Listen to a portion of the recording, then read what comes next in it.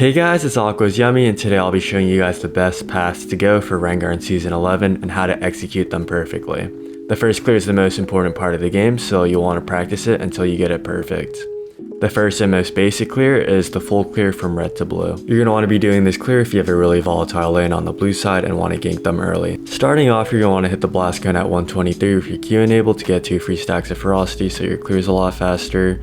Afterwards, you want to hit the red buff and kite it towards your bot lane so they can get 1 extra auto attack. After they stop bleaching, I want to kite it towards my KRUGS so I don't have to run as far to get there. You can also just ward over the wall, but I like saving it. The 2 seconds isn't really important in my opinion because you could potentially need that ward to follow someone if they flash and you're in a bush, but it's really up to you. For KRUGS, I immediately smite the KRUG just so it starts moving early and I slowly kite it to the bush. I do empowered Q it and smite it, and afterwards I make sure to get the free stack of ferocity. Next I start autoing down the medium KRUGS and making sure that I don't auto them an extra time, as the talisman and red buff burn will save us a lot of time. Once there's one last medium KRUG, you want to use your W to clear out all the small ones, and then with the last 2 remaining mini KRUGs, drag it towards your raptors, making sure that you have 4 stacks of ferocity once you get there. For raptors, you're going to want to be using empowered W and auto attacking all the small raptors one time. I like to weave in a Q for the big raptor because you don't need the Q damage to kill the small ones.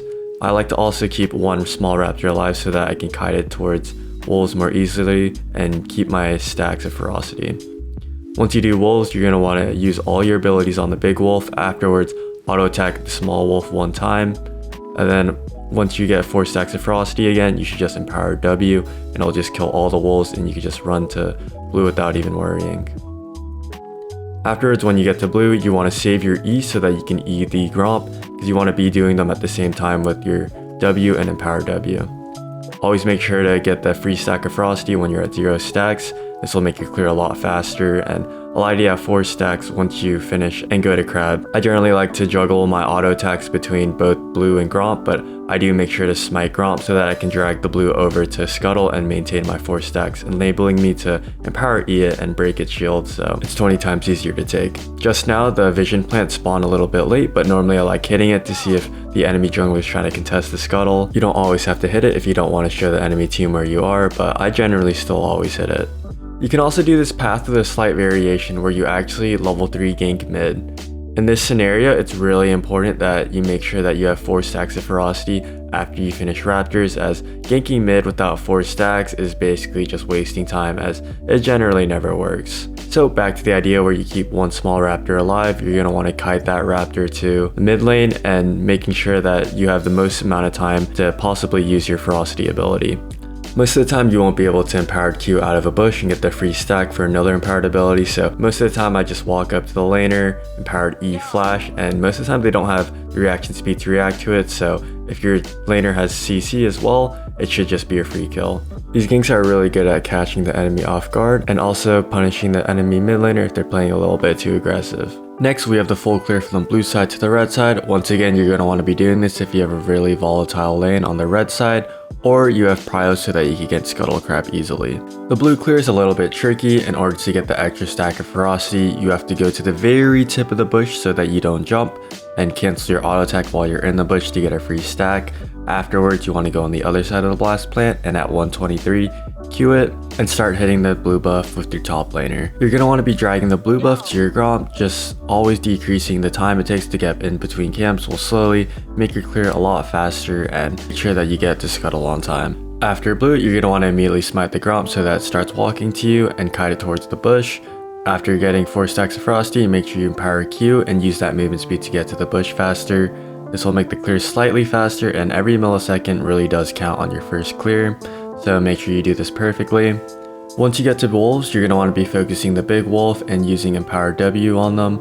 Between your W and your empowered W, you're really going to want to wait around 3 seconds for the talisman to burn it. This is so that you can auto attack the small wolves 1 time and it'll kill them. You're also going to want to be ending the wolves with 4 stacks of ferocity, and you want to level up E as fast as possible and use it. This is because clearing raptors just depends on how fast you get your second empowered W. Therefore, you want to be using E to put it on a lower cooldown at wolves. Sometimes you may need to ward over the wall if you don't drag out the walls far enough, or else you're going to lose all your ferocity stacks. When clearing the camp, you're just going to focus the big raptor using all your abilities on it and finishing off with empowered W. Clearing red is pretty easy, you're always just going to want to get that free stack of ferocity whenever you can, and also just kite it towards your KRUGS so that you have a faster clear. As a side note, you should always be looking at your lanes while you clear your camps. This will enable you to really find ganks a lot easier and just be more aware of what's happening on the map.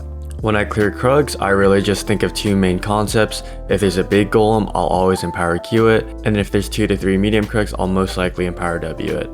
Afterwards, you're always going to want to kite to crabs so that you can keep your ferocity stacks. A lot of the times, if the crab starts to walk to the top of the river, you won't be able to make it in time to empower E it, so you really just have to hope that you get lucky.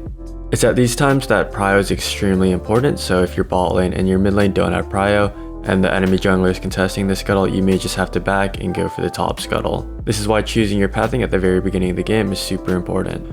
Once again, you could do another alteration of this clear where you gank mid at level 3. This time though, you want to keep your 4 stacks of ferocity from wolves and you want to go through mid, drag the raptors there, and either empowered Q if they don't run away, or empowered E if they are running away. I especially like doing these ganks if I know that I may need help at scuttle, so this is really just one of the best ways to get prio early game.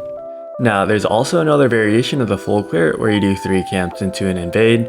Invading early as Rengar is one of the best ways to get super far ahead, but you have to do this correctly or else you'll just end and your team will just flame you.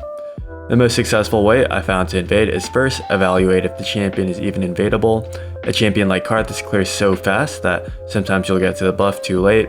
You also aren't able to invade a champion that rushes level 3 and does both buffs early. Second, if you still want to invade, you must ask your mid laner for a ward on the raptors. You don't want to waste your own because you may need it when you invade them, and this ward is super important because you need to know exactly which path the enemy jungler takes and making sure that you'll actually be there on time when he takes the buff. If you don't see a champion like Kha'Zix taking raptors, they likely rushed level 3 and did their buffs already. The third step is to see which buff the enemy started. This should already be a habit because you should always be tracking the jungler anyways. You should know this by watching the top and bot laner and seeing which one shows up to the lane late and which one is missing a little bit of mana. As a side note, you should also look at the laners closest to the buff that you want to invade and evaluate whether having prio matters or not. It won't matter if you can kill the enemy jungler in one combo, but it will matter if you're trying to kill a Sejuani who can stall for 1,000 years and a Talon mid who can hop over 5 billion walls to one-shot you at level 3. Now that you got all the checks out, you can do this path thing by starting either side, but I normally like starting red to have the red buff while I'm fighting. Just know that by starting the opposite side of the buff you want to invade, you'll have to walk a little bit further, giving the enemy more time to clear the buff before you get there. Next on the list, we've got Season 10's Reverse Clear. Ever since Rengar's W buffs and being able to full clear as crab spawns, this clear has been pretty obsolete. Although it may not be as good as full clearing is, it is much more versatile than it. So some good things to consider when choosing reverse clear is you are able to gank all parts of the map at some point of the clear. So this clear is really good into high tempo team comps like a Talon mid and a Pantheon top lane. Another thing is if you know that you won't have prio for scuttle early, you can get prio by ganking a lane. This is especially important into champions like Udyr. You can also invade after getting level 3 if you still want to make a play and have no lanes that are gankable. Just make sure that you do have that ward on raptors early game. Lastly, this clear will likely catch your opponent off guard, as if you're bot side and at the end of the clear you gank bot, they'll be pretty confused. This really only matters the higher up you go, as below high diamond, nobody really tracks the enemy jungler. Now, the negatives of this clear is if you're unable to get a gank and you just clear fully, then you'll only be able to clear 5 camps instead of 6 before scuttle. Now, this is pretty bad because as an assassin, you must always be ahead, and losing out on XP is huge on your one-shot potential going into mid-game. So just make sure that you have some impact on the map when you do this clear, and it should still be an okay option. I generally only whip out the reverse clear occasionally, but if you aren't having success with the normal full clear, I would switch it up. Now onto the reverse clear. Once again, you're going to want to queue the plant at 123. Afterwards, clear red like normal, making sure to empower queue the buff so that you do it quicker. After red, you want to jump on raptors, making sure to queue a small raptor and to start running to blue. After I take a bit of damage, I like to W, and once the small raptors are about to reach the middle of mid lane, I like to Q them again. The whole point of raptors is to keep your ferocity and make sure that you have 4 stacks when you do blue. Sometimes you'll be able to kill the small raptor that you Q twice, but the pathing is really weird, so it's not very consistent. Once you get to blue, blast over and clear it like normal. From here, the way you clear the camps are exactly the same as the full blue side clear. Once again, the main points are to use Empower W on wolves, and to also get free stacks of ferocity whenever possible using bushes.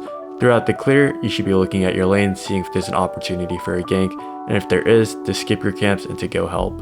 Now that wraps up all my personal clears that I've used to climb to Masters this season and hopefully Challenger later, but there are still others that can be pretty useful.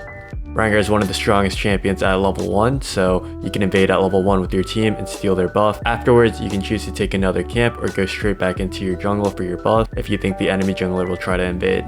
I personally don't like doing these invades because I like playing standard, but if you thrive in chaos, this is a pretty good option. Another clear I've seen is Dakar's level 3 invade, where he does blue into wolves, kills at least 3 or 4 small raptors, can't remember how many, but afterwards red for early level 3. Afterwards, he invades the enemy buff. I've never really tried this buff, but I just like keeping it simple and just do my 3 camps invade path. But it's always good to diversify your jungle paths and try new things. Anyways, I hope you guys found this video helpful. I spent way too much time on this video, so I'd really appreciate it if you guys hit that like and subscribe button. You guys can also join me on my stream to learn more about Rengar and ask me questions. I stream on YouTube Monday, Wednesday, and Friday at 4 PM Eastern Standard, so hope to see you guys there. Anyways, hope you guys have a great day and good luck on the Rift.